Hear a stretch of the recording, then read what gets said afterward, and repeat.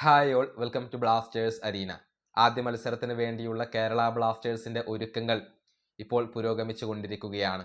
14-ാം തീയതിയാണ് ബ്ലാസ്റ്റേഴ്സും മോഹൻ ബഗാനും തമ്മിൽ ഏറ്റുമുട്ടുക. വൈകിട്ട് 5 മണിക്ക് കൊൽക്കത്തയിൽ വെച്ചുകൊണ്ടാണ് ഈ മത്സരം നടക്കുക.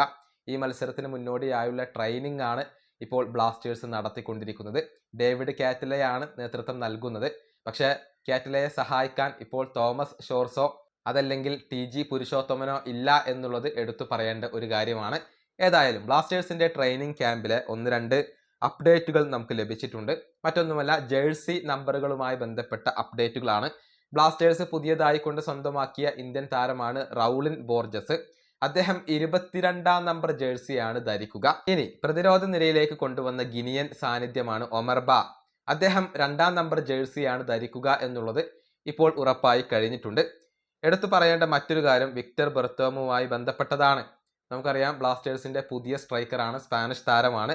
7-ാം നമ്പർ ജേഴ്സിയാണ് ബെർത്തോമു അണിയുക.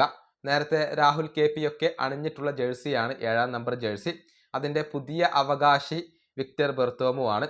അതുപോലെ തന്നെ കെവിൻ യോക്കിനെ ബ്ലാസ്റ്റേഴ്സ് കൊണ്ടുവന്നിരുന്നു. 39-ാം നമ്പർ ജേഴ്സിയാണ് അദ്ദേഹം ധരിക്കുക.